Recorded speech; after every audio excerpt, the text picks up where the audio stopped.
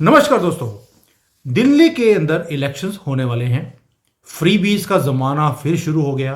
सबने हम ये देंगे, हम वो देंगे, हम ये करेंगे, हम वो करेंगे, ये करना शुरू कर दिया है। उसके अंदर बीजेपी ने भी कुछ हरकतें कर दी। क्या बीजेपी ने या मोदी जी की जो लिस्ट है, जो उन्होंने कैंडिडेट्स की निकाली है, वो मास्टर स्ट्रोक है या अपने पैर पर कुल्हाड़ी मारी है, और केजरीवाल के जीतने के आसार इंक्रीज कर दिए? इसके ऊपर बात करेंगे क्योंकि कई बुद्धिजीवी लिब्रांडो हैं जिन्होंने सीएम बना दिया है ऑलरेडी केजरीवाल को। क्या ये पॉसिबल है?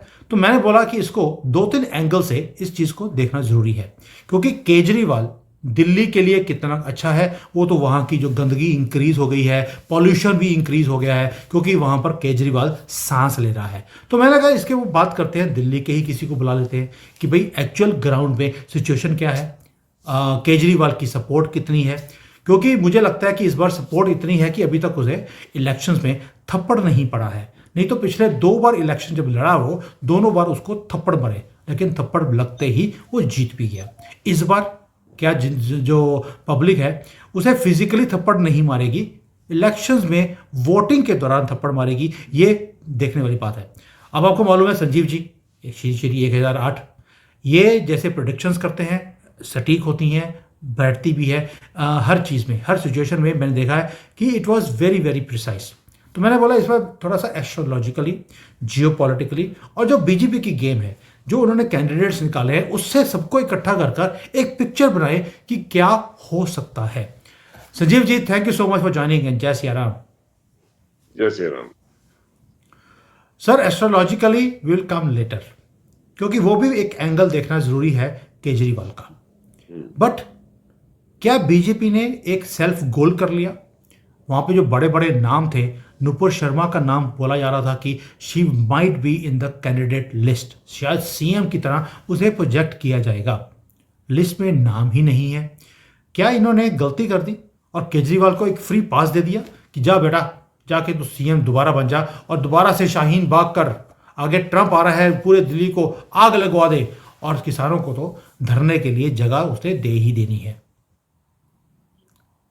सुमित जी, देखिए बीजेपी की जो स्ट्रेटेजी है ना, वो हर किसी को नहीं समझ आती। बीजेपी हर बारी एक नई स्ट्रेटेजी को लेकर इलेक्शन कैंपेनिंग में उतरती है, और एक सरप्राइज एलिमेंट उनके यहाँ पे हमेशा से ही रहता है। अब देखिए, आप हरियाणा की इलेक्शन देख लीजिए। वहां पे जब लग रहा था कि नहीं जी, खट्टर जी को ही आगे नया कैंडिडेट बना के पेश करेंगे, तो इलेक्शन से पहले ही उन्होंने कैंडिडेट चेंज कर दिया था। तो न्याब सिंह सैनी को उन्होंने वहां पे चीफ मिनिस्टर बनाया। फिर न्याब सिंह सैनी के अंडर ही उन्होंने हरियाणा की इलेक्शन लड़ी, और फुल मेजोरिटी के साथ में, बम्पर मेजोरिटी के साथ में उनको ऐसे, फिर उसको न्याब सिंह सैनी को ऐसे कंटिन्यू करा। बट न्याब सिंह सैनी की जो वर्किंग थी एज ए चीफ मिनिस्टर, वो ज्यादा लंबे समय तक नहीं थी। बिफोर पहली बार जो चीफ मिनिस्टर बने इलेक्शन में, फिर से जब वो लड़े, तो बहुत ज्यादा लंबा उनका सफर नहीं था एज ए चीफ मिनिस्टर का। उस टाइम पे थोड़ा बहुत समझो कि एक केयर टेकिंग चीफ मिनिस्टर समझ लो, 6 महीने का लगभग का सफर था। उससे बाद में फिर से सेकंड टाइम चीफ मिनिस्टर चुन गया है। तो ये सरप्राइज एलिमेंट था बीजेपी की इसमें। सेम चीज अब मध्य प्रदेश में वो बोलते रहे कि शिवराज सिंह पाटिल को ही शायद ये शिवराज सिंह चौहान को ही चीफ मिनिस्टर बनाएंगे, ये इन्होंने बहुत अच्छा काम करा है। मतलब इन्होंने यादव जी को चीफ मिनिस्टर बनाया, जो कि एक बहुत बढ़िया तरीके से वहां पे अभी से वो मध्य प्रदेश की चीफ मिनिस्टरशिप को बढ़िया तरीके से चला रहे हैं, संभाल रहे हैं वहां पे पूरे एडमिनिस्ट्रेशन को। सेम इनका सरप्राइज एलिमेंट राजस्थान में भी रहा। तो जहां पे बोलते रहे कि वसुंधरा राय सिंधिया आएंगी या कोई और आएगा, इन्होंने नए चीफ मिनिस्टर को चांस दिया वहां पे उसने। मगर एक चीज सब तीनों स्टेट्स की में कॉमन जो रही, वो ये रही कि इन्होंने एक ऐसा कैंडिडेट चुना जो कि टोटली राष्ट्रवाद में बिलीव करता है, नंबर वन। सनातन धर्म में बिलीव करता है, नंबर टू। दबंग नेता है, नंबर तीन। और सबसे बड़ी चीज है कि he is a good worker and a good administrator. वो एक स्टार कैंपेनर या स्टार चीफ मिनिस्टर नहीं है जो कि दुनिया भर का न्यूज के अंदर 24 घंटे रहे। आपने कभी एमपी के चीफ मिनिस्टर को देखा है जो नया चीफ मिनिस्टर यादव बने, कभी न्यूज में आते हुए? कभी हरियाणा के चीफ मिनिस्टर को देखा है? कभी राजस्थान के चीफ मिनिस्टर को देखा है? वो चुप करके अपना काम करते जाते। यहाँ तक इवन गुजरात के चीफ मिनिस्टर को देखिए कि दो तीन चीफ मिनिस्टर वहां भी बदल चुके हैं। पिछले कई सालों में, मगर कभी उनको न्यूज में आते नहीं देखेंगे, कभी उनको उनको कोई बेकार की स्टेटमेंट्स देते हुए नहीं देंगे, कभी अपनी बड़ाई करते हुए नहीं बताएंगे कि हमने ये कर दिया वो कर दिया। टोटल जो जिस तरीके से सेंटर चाहता है वो उस तरीके से अपने कैंपेन को आगे बढ़ा रहे हैं, अपने काम कर रहे हैं, अपने अपने स्टेट्स की तरक्की कर रहे हैं। तो कहीं ना कहीं मुझे ऐसा लगता है कि शायद ये सरप्राइज एलिमेंट बीजेपी ने दिल्ली के लिए भी रखा हुआ है। अब नुपुर शर्मा बहुत मतलब एक स्टार कैंपेनर रही हैं, स्मृति ईरानी भी स्टार कैंपेनर रही हैं, बांसुरी स्वराज ऑलरेडी लोकसभा की इलेक्शन जीत के बैठी हुई है, उनके पास लोकसभा की कैंडिडेट ऑलरेडी है, मतलब पार्लियामेंट की।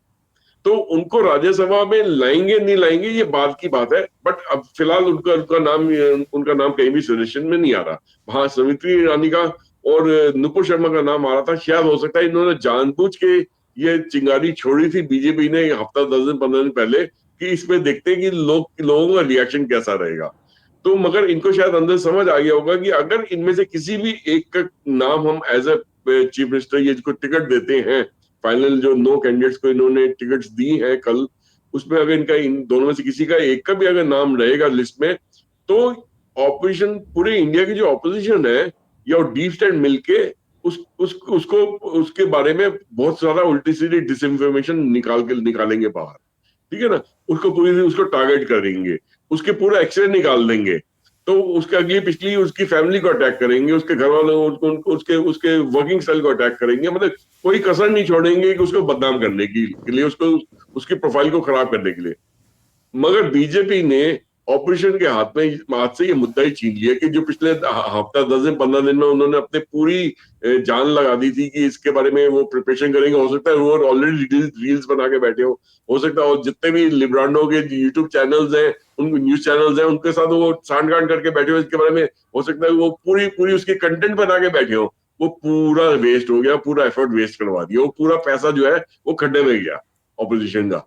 तो ये अब वो सोच रहे हैं कि इन्होंने अगर चीफ मिनिस्टर के कैंडिडेट डिक्लेयर नहीं करा तो किसको चीफ मिनिस्टर बनाएंगे ना। उसके लिए भी सरप्राइज एलिमेंट बीजेपी के पास है कि अगर वो इलेक्शन यहां से जीतते हैं तो कोई ना कोई एक सरप्राइज एलिमेंट रहेगा, एक ऐसे कैंडिडेट को चुन के लाएंगे जो कि एक अच्छा वर्कर है, अच्छा एडमिनिस्ट्रेटर है, सारे डिपार्टमेंट इंस्टीट्यूशंस को साथ में लेके चलेगा और सेंट्रल गवर्नमेंट और स्टेट गवर्नमेंट के बीच में एक अच्छा एक तालमेल बना के इस स्टेट दिल्ली को एज अ स्टेट को डेवलप कराने के लिए आगे बहुत बढ़ चढ़ के काम करेगा और मेहनत से काम करेगा। वो इस टाइप के कैंडिडेट को चुनेंगे जिसके बारे में अभी सर, शायद वो खुलासा ना करें, वो ट्रम्प कार्ड अपने हाथ में रखेंगे।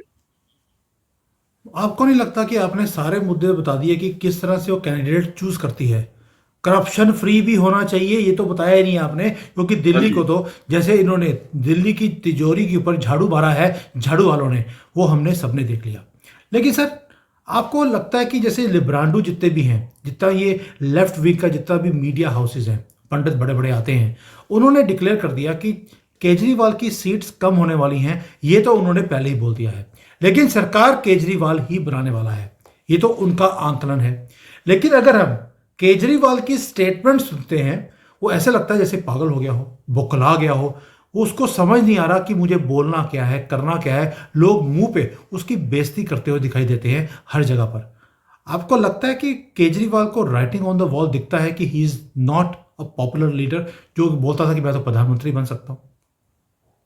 देखिए केजरीवाल की जो जितनी भी पॉपुलैरिटी जो बनाई थी पिछले 2 बारी चीफ मिनिस्टर बन के, वो पॉपुलैरिटी कहीं भी नजर नहीं आ रही। मेरी कल भी कई कई सारे लोगों से बातचीत हुई है दिल्ली के अंदर में, और मैं कई सारे एरियाज में होके भी आया हूं मैं। और वहां पे मैं ग्राउंड लेवल पे जो चीज देखी है कि जितनी भी सभाएं कर रहे हैं अरविंद केजरीवाल या उनके पार्टी के जो बाकी लीडर्स कर रहे हैं जगह जगह कैंपेनिंग के लिए, तो वहां पे जितनी वो भीड़ जुटाना चाह रहे हैं उतनी भीड़ जुट भी नहीं रही है। पहले क्या होता था कि पिछले 2 बार की इलेक्शन में देखिए कि जहां जहां अरविंद केजरीवाल जाते थे और सभा करते थे, उसकी पूरी वीडियो बन के वहां पे न्यूज पे चलती थी। अब की बारी इक्का दुक्का ही नजर आ रही है। और वो ज्यादातर वो कैंपेन कहीं पे भी कैंपेनिंग करते हुए कर रहे हैं तो उसकी रील्स नहीं बन रही, क्योंकि तो लोग उनके पीछे चलते नजर नहीं आ रहे, ना ही उनकी सभाओं में नजर आ रहे हैं। इससे वो अरविंद केजरीवाल को ग्राउंड रियलिटी पता चल गई है, वो थोड़े से बुखला गए हैं। अब मीडिया तक तो उनको अपनी न्यूज पहुंचानी है, तो क्या कर रहे हैं वो अपने पार्टी ऑफिस में अपने ही जितने कार्यकर्ता हैं, अपने जितने कैंडिडेट्स हैं, उनको बिठा के और थोड़ी वो भीड़ वहां पे इकट्ठी करके, तो वहां से उन्होंने स्पीच देनी शुरू कर दी है इलेक्शन कैंपेन में, कि भैया बीजेपी ने ये फलानी जगह पे कंबल बांट दिए, फलानी जगह पे चादर बांट दी, फलानी जगह पे पैसे बांट दिए, फलानी जगह पे ये कर दिया। उससे क्या होगा कि बाकी लोग नाराज हो गए, तो हम चाहते हैं कि बाकी लोग बीजेपी के दफ्तर जाए, भीड़ लगाएं, उनसे हम बोले कि जो चीजें बाकियों को दी है, हमें जो नहीं मिली हमें भी मिलनी चाहिए। तो ये जगह जगह उन्होंने वो अपने पार्टी ऑफिस से बोला। मगर उनका जो पार्टी का जो वर्कर है, जो कैंडिडेट है, वो अरविंद केजरीवाल की बोली हुई चीजों को लोगों को बीच में नहीं लेके जा रहा आज की डेट में। दैट मीन्स वो अरविंद केजरीवाल की बोली हुई चीजों को से खुद अपने आप को रिलेट नहीं कर सकते, ना ही उसको वो जो बोल रहे हैं उसमें वो समझते हैं कि कि लोग इतने बेवकूफ नहीं है कि कहीं पे कोई चीज बढ़ रही हो और वो बोले कि भी इसे एक ही जगह बांटेगी बीजेपी, सारी जगह नहीं बांटेगी। बीजेपी इस तरीके से काम नहीं करती है। अगर वो बेनिफिट देती है तो टोटल पॉपुलेशन बेनिफिट देती है, irrespective of the caste, creed and religion. तो अरविंद केजरीवाल ने शायद बीच में एक ये चिंगारी डालने की कोशिश करी, एक डिस इंफॉर्मेशन कैंपेन चलाने की कोशिश करी, एक मिस इंफॉर्मेशन कैंपेन चलाने की कोशिश करी कि भाई लोग इकट्ठे होकर बीजेपी के दफ्तर पहुंच जाएंगे, शायद वो न्यूज बन जाएगी, वो मीडिया में आ जाएगी। वो ऐसा कुछ भी नहीं हुआ। लोग इसकी सभा में नहीं पहुंचे, बीजेपी दफ्तर के बाहर इसके कहने पे कोई भीड़ लगाएंगे? ऐसा नहीं हो सकता। मगर दूसरी तरफ देखा जा रहा है कि जहां जहां बीजेपी के कैंडिडेट अपना कैंपेनिंग कर रहे हैं, जा रहे हैं, वहां पे अच्छी खासी भीड़ इकट्ठी हो रही है। अभी तक कोई भी स्टार कैंपेनर देखिए बीजेपी की तरफ से वहां पे उतरा नहीं हुआ है। शायद एक दो जगह पे शायद प्राइम मिनिस्टर गए हैं, तो वो तो स्वाभाविक है, उनके पीछे लोग जाएंगे। बट उसके अलावा दिल्ली की जितनी कॉन्स्टिट्यूंसी में जितने कैंडिडेट्स हैं, वो खुद ही अपने लेवल पे भीड़ जुटाने में इस वक्त कामयाब हो रहे हैं। अभी उनके पीछे किसी बहुत बड़े स्टार कैंपेनर को लगाया नहीं। आने वाले दिनों में अरविंद केजरीवाल की कोशिश करेंगे कि वो मैक्सिमम जगह पे जाए एज ए स्टार कैंपेनर, मगर उनके पीछे भीड़ नहीं जुट पा रही। ये एक बहुत सरप्राइजिंग फैक्टर है सुमित जी। सर केजरीवाल के पास बहुत सारे स्टार कैंपेनर्स हैं। केजरीवाल नंबर 1, 2, 3, 4, 5 सब जगह केजरीवाल ही केजरीवाल है। तो इससे बड़ा स्टार कैंपेनर तो हो ही नहीं सकता इस पार्टी के पास। बट बीजेपी के ऊपर आते हैं। बीजेपी ने भी कुछ सरप्राइजिंग, जैसे हमने बोला सरप्राइज एलिमेंट होता है, उन्होंने जनता दल यूनाइटेड जो है उसके कैंडिडेट को उतार दिया। भाई मुझे ये समझ नहीं आता कि बीजेपी के खुद अकेले वो लड़ रही है दिल्ली में, और वहाँ पर इनको उतारने का मतलब क्या है? यानी कि कहीं ना कहीं उन्होंने समीकरण देख लिया कि कौन सी कॉन्स्टिट्यूंसी में कौन सा आदमी जीत सकता है। वहाँ पर अगर किसी और पार्टी के साथ गठबंधन कर कर अपने कैंडिडेट को उतारा जाए, तो आपको लगता है कि they have already done the calculations, पूरा समीकरण देखकर तभी किया है, स्टार कैंपेनर्स को उतारा नहीं है और जो जनता दल के लोग हैं उनको उतार दिया? बिल्कुल ठीक कह रहे हैं आप। आपने बिल्कुल सही आकलन करा इस चीज का। देखिए जनता दल के कैंडिडेट हैं आपके शैलेंद्र कुमार जी, उनको एक बुराड़ी जगह करके जगह है दिल्ली के अंदर, वहां पे उतारा है। बुराड़ी के अंदर आपके काफी सारी जनता है जो बेसिकली बिहार की रहने वाली है उस एरिया में। वो जनता दल का जो कैंडिडेट है वो भी बेसिकली रहने वाले दिल्ली के हैं, यहीं के सिटीजन है, मगर उनका बैकग्राउंड बिहार का है। तो उस एरिया के अंदर जहाँ पे बिहार की पॉपुलेशन, बिहारी लोगों की पॉपुलेशन ज्यादा है, उस एरिया में उन्होंने वहीं के उनसे उनके उन्हीं के बीच का कैंडिडेट वहां पे उतारा है अपने कि ये लोग ये आसानी से यहाँ से अगर जीत सकते हैं। तो जरूरी नहीं है कि बीजेपी ने कहा कि जिस एरिया में उनका उनका कैंडिडेट अगर वीक पड़ जाएगा, उन्होंने एज ए कोalition गवर्नमेंट के हिसाब से जनता दल यूनाइटेड का भी कैंडिडेट वहां पे उतारा है, जो एक बहुत बड़ा पॉजिटिव साइन है कि भाई बीजेपी सिर्फ अपने अपने बल पे ही इलेक्शन पूरी जीतेगी ऐसा नहीं है। वो अपने अपने जो कोalition पार्टनर्स हैं उनको भी साथ में लेके चल रही है। बिल्कुल ठीक हो गया सर। अब आते हैं प्रेडिक्शन के ऊपर। अकॉर्डिंग टू यू, आपको क्या लगता है कि केजरीवाल की पार्टी, ये पाप पार्टी जो है, इसको कितने इनके पापी जीतने वाले हैं? देखिए जो सबसे बड़ी चीज है कुछ जिसके बारे में कोई भी न्यूज चैनल खुलासा नहीं कर रहा, वो है अंडर करंट। मतलब लोग अंदर ही अंदर फैसला कर चुके हैं कि किसको जिताना है। और मुझे अब की बारी साफ नजर आ रहा है कि यहाँ पे चेंज आएगा। और चेंज किसके फेवर में आएगा उसके लिए थोड़ा सा पहले प्रेडिक्शन देने से पहले थोड़ा सा मैं आपको एक आध चीज और बताना चाहूंगा। देखिए इस वक्त कांग्रेस भी अपनी पूरी जान लगा रही है, मगर कांग्रेस किस किस किस टाइप की वोट बैंक को अपनी तरफ करने की कोशिश कर रही है, वो है बेसिकली मुस्लिम वोट बैंक को। वो कहते हैं, वो कांग्रेस जानते हैं कि दिल्ली के अंदर वो गवर्नमेंट नहीं बना सकती है, मगर वो अपने मुस्लिम तुष्टिकरण को, जो उसका कोर वोट बैंक है, वो अपने उसको अपनी तरफ करना चाहती है, जो अब तक आम आदमी पार्टी के पास को वोट दे रही थी। जब 3 वे इलेक्शन होगा, 3 वे स्प्लिट होगी वोटिंग, जिसमें सारी मुस्लिम वोट जो है वो कांग्रेस का भी चली जाएंगी, और जितनी भी वर्किंग क्लास वोट्स हैं, जो जो मिडिल क्लास वोट्स हैं, जो हाई क्लास वोट्स हैं, हायर लेवल की वोट्स हैं, वो सब जितनी भी हैं, बिजनेस वालों की वोट्स हैं, वो सब बीजेपी के खेमे में आती नजर आ रही हैं। और हाँ, कुछ जो लोग फ्रीबीज से होते हैं, जो निचले तबके लोग होते हैं, जो रोज रोज मजदूरी करके काम करते हैं, वो उनको इस चीज से फर्क नहीं पड़ता कि यार कौन जीत रहा है, कौन हार रहा है। वो कहते हैं यार मेरी रोज दिन की रोजी रोटी जो चल रही है, उसमें मेरे को ये कुछ थोड़ा बहुत फ्री मिल जाएगा तो मैं उससे खुश हो जाऊंगा। तो वो बेसिकली अरविंद केजरीवाल की तरफ जाते हुए थोड़े बहुत नजर आ रहे हैं। मेरे हिसाब से जो 72 सीट्स दिल्ली में है, तो मैं लगभग लगभग 20-22 सीट्स के आसपास ही मैं अरविंद केजरीवाल को दे पा रहा हूँ मैक्सिमम, ये भी मैक्सिमम कर रहा हूँ। और अदर्स एंड कांग्रेस को मिला के शायद मैं 3 से 5 सीट्स के अंदर देता हूँ। बाकी मैं बीजेपी को 40+ में देखता हूँ, 40+ सीट्स के ऊपर मैं बीजेपी को देख रहा हूँ इस बार आते हुए। एक चीज और भी है सुमित जी, कि मेरी जो आकलन है, वो जो कैलकुलेशन है, वो ये कहती है कि दिल्ली के अंदर अगर कोई विमेन कैंडिडेट चुन के आता है एज अ चीफ मिनिस्टर के लिए, तो दिल्ली के लिए ज्यादा बेटर होगा। बीजेपी उसके बारे में क्या सोच रही है मैं नहीं जानता, कि वो कौन सा फिलहाल, क्योंकि स्टार कैंपेनर्स को इन्होंने, कैंडिडेट्स को इन्होंने सीट टिकट तो दी नहीं, ना ही नुपुर शर्मा को दी, ना ही इन्होंने स्मृति ईरानी को दी। बाकी जो विमेन कैंडिडेट जो हैं इनके पास, उसमें से कौन सा ऐसा है जिनको बीजेपी आने वाले दिनों में चुन सकती है, मैं इसके बारे में अभी पूरी जानकारी नहीं दे सकता। मगर अगर वुमेन कैंडिडेट को चुनकर लाएंगे तो ज्यादा बेटर रहेगा।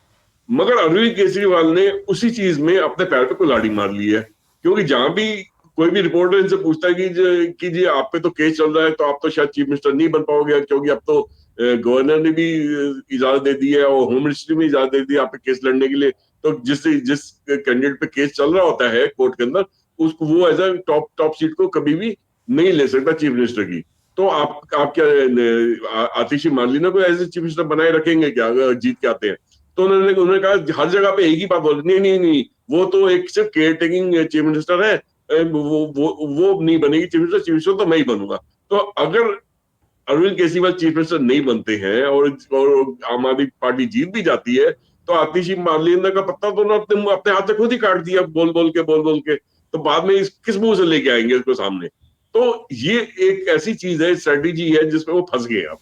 तो अब वो ना उसको निकल सकते हैं ना फेंक सकते हैं, ऐसी हालत हो गई है आपके सर, आप तो ऐसे बोल रहे हैं जैसे केजरीवाल ने कभी ऐसी झूठे वादे या कुछ ना दिया हो। इसने अपने बच्चों की झूठी कसम खाकर बोला था मैं इलेक्शन नहीं लड़ूंगा, लड़ लिया। इसका कोई फेस नहीं है। जो इस एरिया में ये रहता था, वहाँ के लोगों की मैंने वीडियो सुनी है। वो बोलते ही बचपन से ही, जब स्कूल में था तब से ये चोर था, लोगों का खाना चोरी करके खाता था, उनकी पेंसिलें और कॉपियां भी ये चोरी कर लेता था।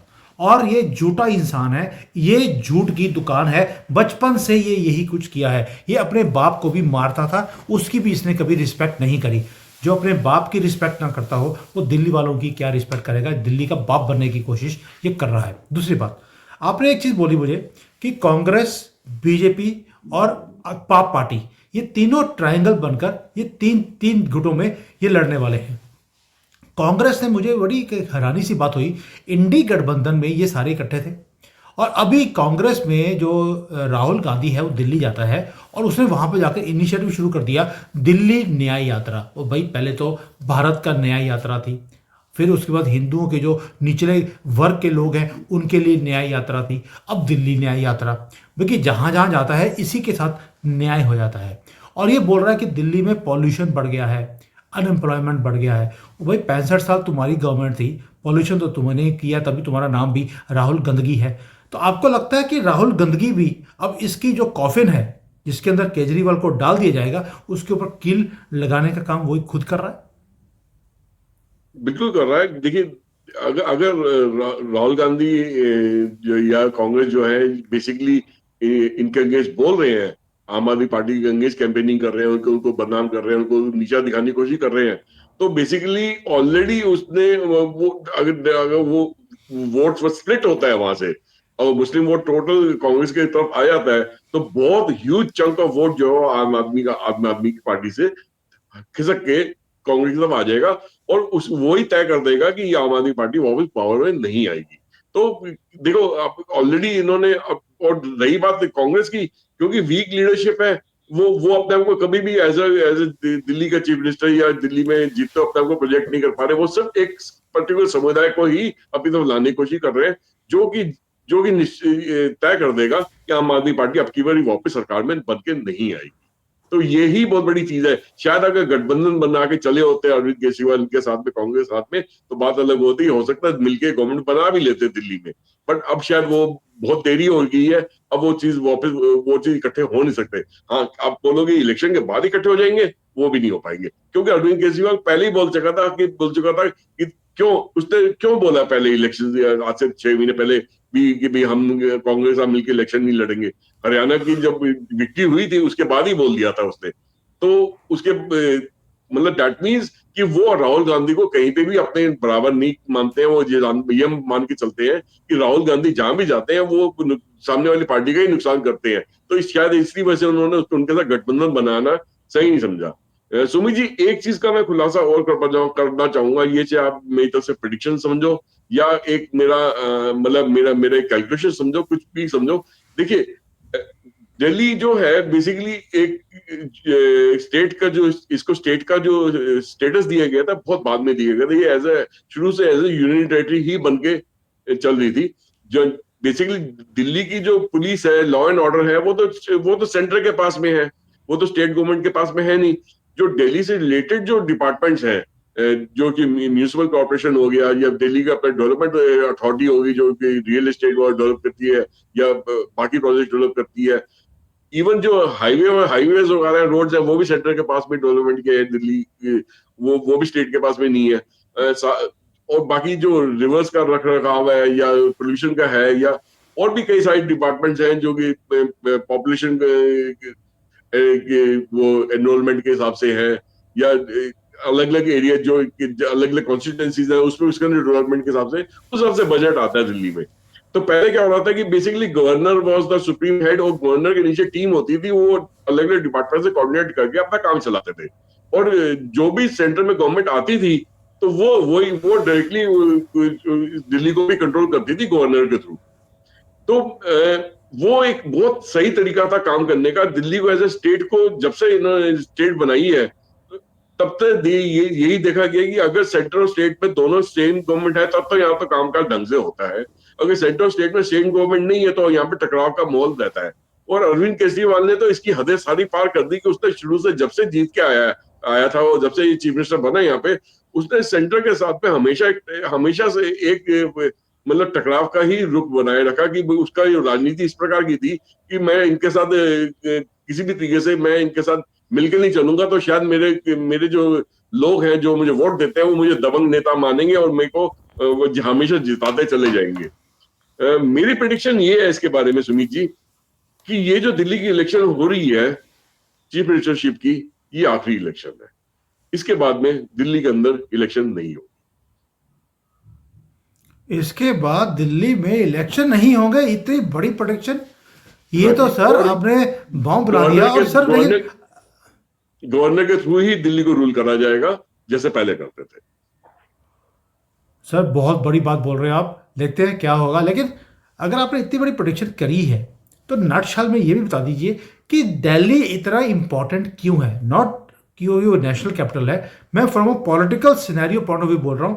Why Delhi has become so important for all the parties. देखिए, दिल्ली सबसे बड़ी चीज है कि ये कॉस्मोपॉलिटन टाउन है। यहाँ पे हर वर्ग का, हर जाति का, हर रिलीजन से जुड़ा हुआ इंसान रहता है यहाँ पे। जाहिर है यहाँ पे अपनी इकोनॉमिक अपलिफ्टमेंट के लिए आया, रोजी रोटी के लिए आया, बिजनेस करने के लिए आया, सब तरीके से आया। तो ये एक हमेशा एक सेंटर ऑफ अट्रैक्शन बना ही रहा है, अब से नहीं बहुत पहले से ही बना रहा है। और दिल्ली एक बहुत सारी समय तक मुगलों की राजधानी भी रही है, उसके बाद में ब्रिटिशर्स ने भी अपनी राजधानी दिल्ली को बना के रखा कई सालों तक।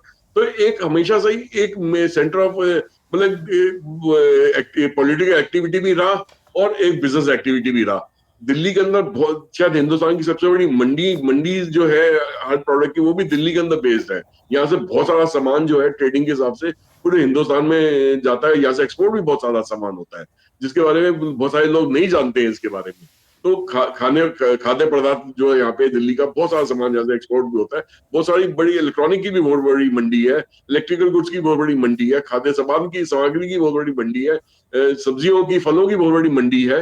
प्लस दिल्ली के आसपास जितने भी एरियाज हैं, पहले तो बहुत सारी फैक्ट्रीज इंडस्ट्रियल दिल्ली के अंदर ही एग्जिस्ट करते थे, पोल्यूशन के चक्कर में जो एनसीआर रीजन जैसे जैसे डेवलप हुआ, तो उसके अंदर सारी फैक्ट्रीज जो है वो एनसीआर रीजन में चली गई, चाहे वो नोएडा में आई, गुड़गांव में आई, गाजियाबाद में आई, फरीदाबाद में गई, तो सोनीपत में गई, जितने भी एनसीआर रीजन में जितने भी सिटी सैटेलाइट टाउन्स है उन पर चली गई। मगर एक चीज और भी तो है ना, देखिए अरविंद केजरीवाल ये दिल्ली में एक दिल्ली का चीफ मिनिस्टर रहते हुए दिल्ली की प्रॉपर्टी का रेट नहीं बढ़वा पाया, या दिल्ली के रियल एस्टेट को इम्प्रूव नहीं कर पाया। मतलब आज भी दिल्ली में अब अधिकतर इलाकों में जाओ, पार्किंग की कितनी बड़ी प्रॉब्लम है, उसमें कहीं पे पार्किंग के नए प्रोजेक्ट्स नहीं ला पाया। सफाई की कितनी बड़ी प्रॉब्लम है, जगह जगह गंदगी मिलती है, वो सफाई ढंग से नहीं करवा पाया।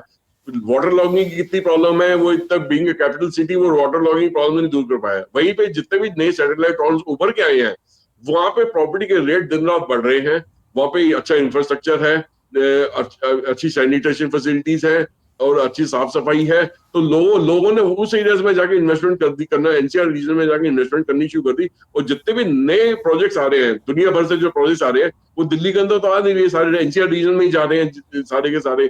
तो उससे उसकी वजह से उनकी रियल एस्टेट की वैल्यू बहुत ज्यादा बढ़ गई, तो दिल्ली की टक्कर में आके खड़े होंगे आज की डेट पे रेट्स को।